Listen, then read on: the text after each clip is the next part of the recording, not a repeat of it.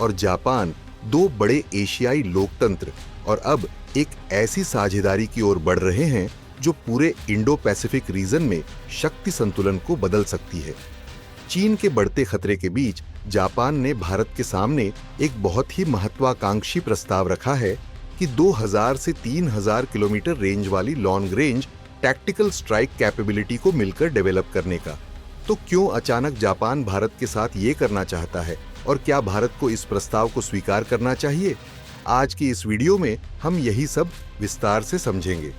दरअसल हाल ही में जापान ने भारत को प्रस्ताव दिया है कि दोनों देश मिलकर एक ऐसी conventional long range tactical missile system develop करें जिसकी रेंज 2000 से 3000 किलोमीटर हो। यह मिसाइल चीन के अंदर तक सटीक निशाना साधने में सक्षम होगी, वो भी बिना किसी न्यूक्लियर हथियार के। यानी स्ट्रेटेजिक डेटरेंस के साथ साथ फास्ट, लो कॉस्ट और रिस्पॉन्सिव एक्शन का ऑप्शन भी दोनों देशों के पास रहेगा। पहले जापान क्यों पीछे हट गया था?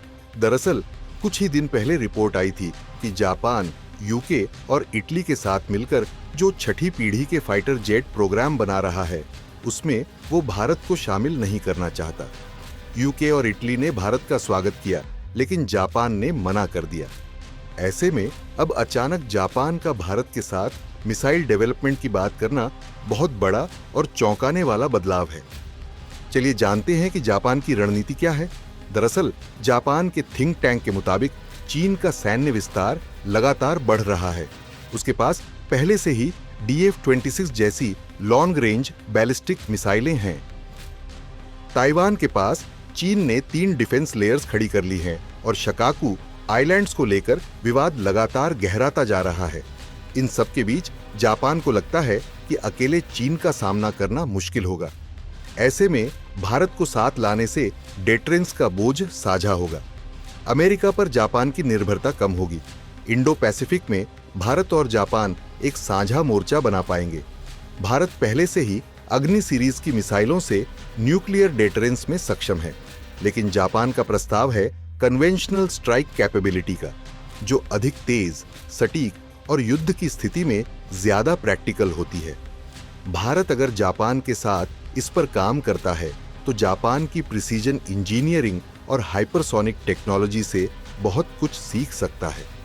जापान हाइपरसोनिक ग्लाइड व्हीकल्स और हाइपरसोनिक क्रूज मिसाइल्स पर अमेरिका के साथ मिलकर काम कर रहा है। भारत को भी इनका एक्सेस मिल सकता है और सबसे जरूरी, चीन को एक कड़ा जवाब दिया जा सकता है। चीन भारत के खिलाफ गलवान क्लैश जैसे कदम उठाता है क्योंकि उसे लगता है कि भारत की डेटरेंस कमजोर है। अगर भारत और जापान मिलकर ऐसी क्षमता विकसित करें तो चीन को हर मोर्चे पर कड़ा संदेश मिलेगा। अरुणाचल प्रदेश, लद्दाख और साउथ चाइना सी हर क्षेत्र में भारत की पोजीशन मजबूत होगी।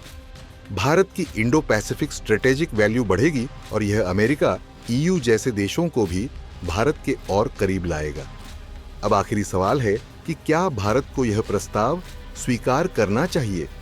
दरअसल निश्चित रूप से भारत को इस प्रस्ताव पर गंभीरता से विचार करना चाहिए, लेकिन कुछ शर्तों के साथ, जैसे भारत को टेक्नोलॉजी ट्रांसफर और जॉइंट डेवलपमेंट पर फोकस करना चाहिए।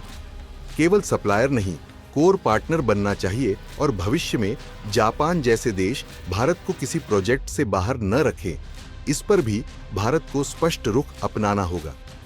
खैर, जापान का यह प्रस्ताव सिर्फ एक हथियार प्रणाली नहीं बल्कि एक नई जियो स्ट्रेटेजिक पार्टनरशिप की नींव है। भारत अगर इस मौके को सही से इस्तेमाल करता है तो ये चीन के लिए बड़ा संदेश और भारत की वैश्विक स्थिति को मजबूत करने वाला कदम साबित हो सकता है। आपको क्या लगता है? क्या भारत को जापान के साथ इस पर काम करना चाहिए? हाँ या ना में कमेंट करके जरूर बताएं।